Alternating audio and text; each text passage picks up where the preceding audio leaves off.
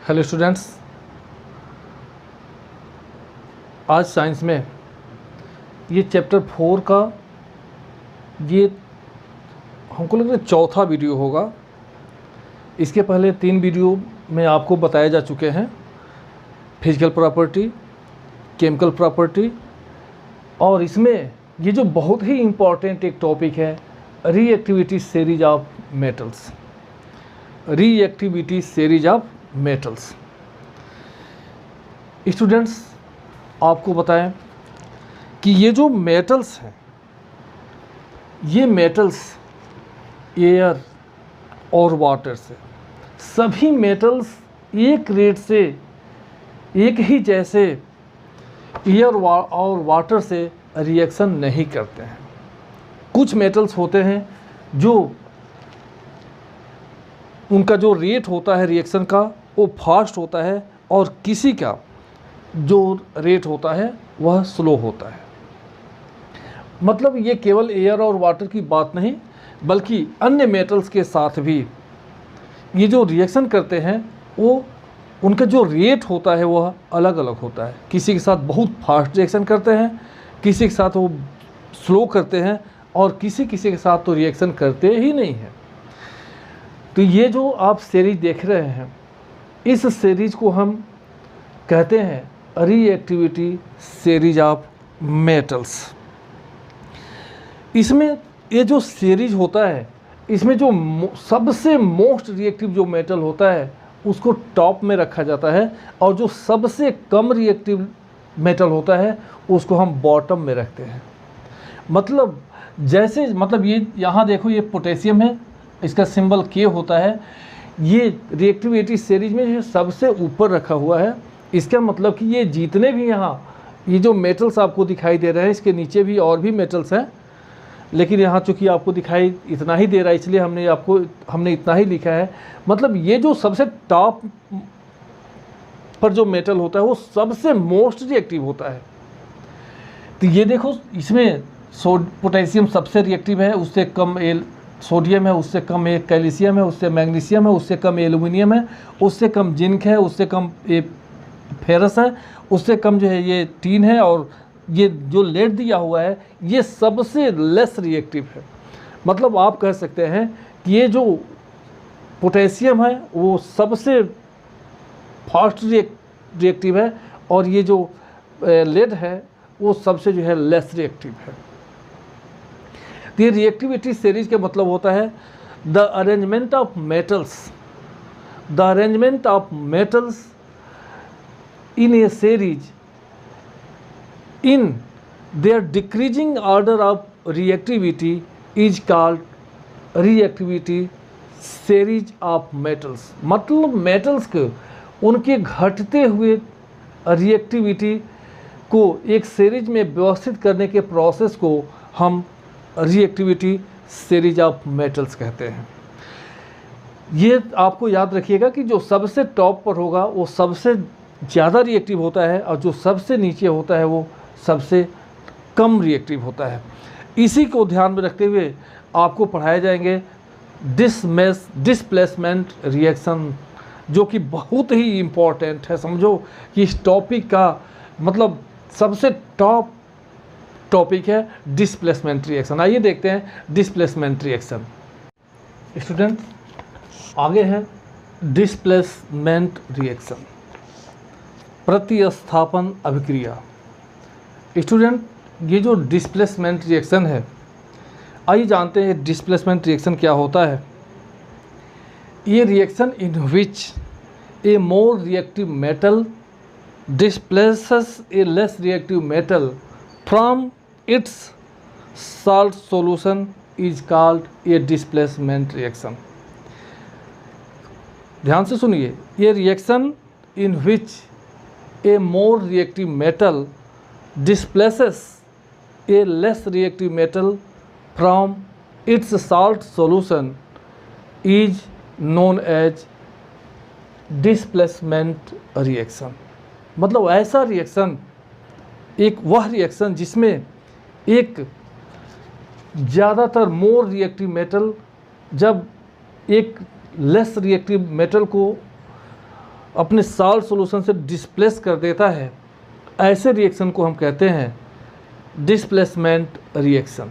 देखो आइए एग्जांपल लेके समझते हैं। देखो ये CuSO4, इसको हम कहते हैं कॉपर सल्फेट। जब ये जिंक से रिएक्शन करता है तो यहाँ देखो, यहाँ आपको यहाँ नहीं लिखे हैं, यहाँ Cu जो होता है वो नीचे यहाँ आता है, मतलब इसके बाद Cu आता है। देखो ये कॉपर सल्फेट का सॉल्यूशन है, सॉल्ट सॉल्यूशन है। ये जब ये जिंक से रिएक्शन करता है तो ये देखो, यहाँ देखो जो ऊपर होता है वह ज़्यादा रिएक्टिव होता है नीचे वाले से। आप देखो ये जो जिंक है वह कॉपर से ऊपर है। यहाँ देखो ये कॉपर और ये जिंक, ये जो जिंक होता है कॉपर से ज़्यादा रिएक्टिव होता है। ये जो जिंक होता है ये कॉपर से ज़्यादा रिएक्टिव होता है। तो ये क्या करता है, जैसे ही इसके इस सॉल्यूशन से जो रिएक्शन करता है, यहाँ से इस कॉपर को जो है रिप्लेस कर देता है। मतलब ये जो Cu होता है यहाँ से हट जाता है, Cu को हटा करके यह खुद यहाँ जो है चला आता है और ये कॉपर जो होता है वो अलग हो जाता है। ये देखो CuSO4 + Fe, जब आयरन की क्रिया जब जो है कॉपर सल्फेट से होती है, ये देखो यहाँ जो Fe है यह Fe Cu से ऊपर है। ये क्या करेगा, जब इसके सॉल्ट इसके जब सॉल्यूशन से जब इस सॉल्ट सॉल्यूशन जब इससे रिएक्शन करता है तो ये Fe जो होता है वो Cu को क्या कर देता है, डिस्प्लेस कर देता है। यहाँ ये Fe जो होगा ये Cu को यहाँ से डिस्प्लेस कर देगा और इसका जगह क्या कर लेगा, यह ले लेगा। तो ये डिस्प्लेसमेंट रिएक्शन। ये देखो दूसरा NaNO3, इसको हम कहते हैं सोडियम नाइट्रेट, और ये जो है K पोटेशियम। ये देखो ये सोडियम Na और K में ऊपर कौन है, K। ये जो K जब ये रिएक्शन करता है इसके साल्ट से सोडियम नाइट्रेट से जब क्रिया करता है तो ये जो K होता है वो Na को क्या कर देता है, चूँकि ये K ऊपर है मतलब ज़्यादा रिएक्टिव है और ये जो Na है सोडियम है वो कम रिएक्टिव है, ये क्या करता है, Na को हटा देता है। तो यहाँ से ये जो K होता है Na को हटा देता है और ये यहाँ KNO3 जो है बन जाता है और ये सोडियम को क्या करता है, अलग कर देता है। तो ये रहा आपका डिस्प्लेसमेंट रिएक्शन। आगे आपको पढ़ना है, इसके लास्ट में थोड़ा सा और है, इसमें है बस थोड़ा सा आपको और पढ़ना है कि uses of metals and non metals. Metals और नॉन मेटल्स के हमारे जीवन में क्या यूज है।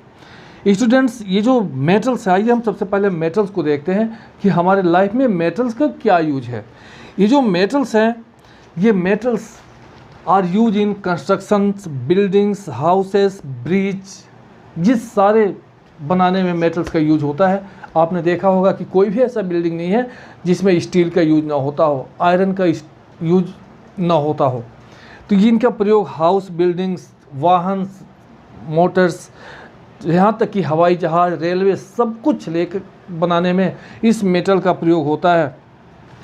मेटल्स का प्रयोग ट्रेन से लेकर ऑटोमोबाइल सब कुछ बनाने में इसका किया जाता है। और मेटल्स का प्रयोग मशीन से लेकर के इलेक्ट्रिक गैजेट्स बनाने में किया जाता है। ये जो सिल्वर जो एक प्रकार का मेटल है जो बहुत ही मैलिएबल होता है, इसका जो फॉयल होता है वो स्वीट्स को डिकोरेट करने के काम में जो है लिया जाता है। ये कॉपर, एल्युमिनियम जिसकी हाई मेल्टिंग पॉइंट होती है और इलेक्ट्रिसिटी का एक गुड कंडक्टर होता है, इसलिए इलेक्ट्रिकल वायर्स, इलेक्ट्रिकल गैजेट्स में, इलेक्ट्रिकल अप्लायंसेस में बनाने में इसका प्रयोग किया जाता है। और आपको बताएं कि ये जो मरकरी है, मरकरी एक ऐसा मेटल्स होता है जो रूम टेम्परेचर पर जो लिक्विड स्टेट में पाया जाता है और ये एक ऐसा मेटल है जो किसी भी वस्तु के साथ, किसी के साथ ये चिपकता नहीं है। इसके बारे में थोड़ा सा और चर्चा हम आपको कर देते हैं। मरकरी जिसे आप पारा के रूप कहते हैं, पारा, मरकरी, ये जो मेटल होता है और ऐसा मेटल होता है जो रूम टेम्परेचर पर लगभग 20 डिग्री के आसपास ये जो मेटल होता है, मरकरी होता है, वह लिक्विड स्टेट में पाया जाता है। ये जो मरकरी होता है वो मरकरी जो है एक पॉइजनस मेटल होता है, मतलब बहुत ही जहरीला होता है और किसी भी वस्तु के साथ यह चिपकता नहीं है। अब मान लीजिए एक मरकरी मतलब पारे के अगर नदी में आपको डाल दिया जाए तो आप तैर ही नहीं पाएंगे उसमें, क्योंकि तैरने के लिए जो है एक्शन और रिएक्शन होना चाहिए। जैसे मान लीजिए पानी में जब हम तैरते हैं तो हम जितना बल पानी में लगाते हैं, पानी भी उतना ही विपरीत दिशा में बल लगाता है और हम आसानी से तैर लेते हैं। लेकिन जब पारे या मरकरी के जब रिवर में, तालाब में जब आपको फेंक दिया जाएगा, तो आप जैसे ही ऐसे अपने हाथ को पानी हटाने की कोशिश करेंगे, वो पानी मरकरी जो होता है वो हाथ से चिपकता ही नहीं है, इसलिए आप उसमें तैर नहीं पाएंगे। और नहीं चिपकने की ही वजह से और दूसरी प्रॉपर्टी एक्सपेंशन उसमें होता है, जिसकी वजह से थर्मोमीटर में मरकरी का प्रयोग किया जाता है। लेकिन एक बात याद रखिए, कभी भी मरकरी जो होता है वो बहुत ही जहरीला होता है, कभी भी हाथों से उसको टच नहीं किया जाता है। अगर एक बूंद अगर मरकरी पारा कहीं गिर जाए तो समझो कि उसको व्यवस्थित करने में, अरेंज करने में, उसको हटाने में बहुत ही सावधानियां बरती जाती है और तब जो है उसको डिस्पोज किया जाता है।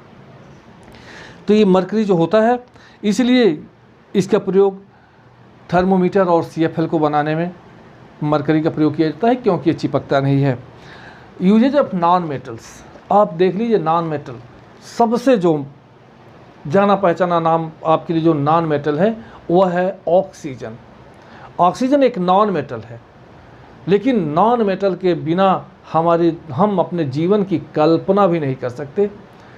सोचिए कि जो ऑक्सीजन जो एक नॉन मेटल है हमारे जीवन के लिए कितना ज़रूरी है। हम उस ऑक्सीजन को जो हम सांस लेते हैं और तब जो है हम यहाँ जिंदा रहते हैं। ऑक्सीजन किसी भी वस्तु को जलने में महत्वपूर्ण भूमिका निभाता है। जब तक किसी वस्तु को ऑक्सीजन नहीं मिलता है वह वस्तु जो है जलती ही नहीं है। तो जलने के लिए ऑक्सीजन जो है बहुत ही ज़रूरी है। आप देखिए जीवन जो यहाँ पृथ्वी पर जो जीवन जहाँ मौजूद है उसमें कार्बन कंपाउंड्स की महत्वपूर्ण भूमिका होती है, और जो कार्बन होता है वह एक नॉन मेटल होता है। कार्बन जो भी प्रोटीन, कार्बोहाइड्रेट्स, फैट्स, विटामिन्स, ये जो भी हमारे शरीर के लिए जो सबसे महत्वपूर्ण अवयव हैं, इसमें कार्बन कंपाउंड सबसे महत्वपूर्ण भूमिका में होता है। और ये सारे जो प्रोटीन्स, फैट्स, कार्बोहाइड्रेट्स, विटामिन्स ये जो बनते हैं, सब में जो है कार्बन डाइऑक्साइड सबसे महत्वपूर्ण भाग होता है। ये आयोडीन जो एक एंटीसेप्टिक होता है, वो वाउंड्स, घाव के भरने में, उसको ठीक करने में अप्लाई किया जाता है। नाइट्रोजन जो कि एक नॉन मेटल है, वह पौधों के ग्रोथ के लिए बहुत ही महत्वपूर्ण होता है। और एक और नॉन मेटल जिसको क्लोरीन के नाम से हम जानते हैं, वह भी एक नॉन मेटल है और वो हमारे जीवन के लिए बहुत महत्वपूर्ण है। वाटर को प्यूरिफाई करने के लिए हम क्लोरीन का प्रयोग करते हैं। तो स्टूडेंट्स, उम्मीद है आपको समझ में आया होगा। आज का वीडियो कैसा लगा कमेंट करके बताइएगा। अगले वीडियो में फिर हम मिलते हैं, तब तक के लिए बाय बाय। जय हिंद, जय भारत। जहाँ भी रहिए स्वस्थ रहिए, मस्त रहिए, मुस्कुराते रहिए, पढ़ते रहिए।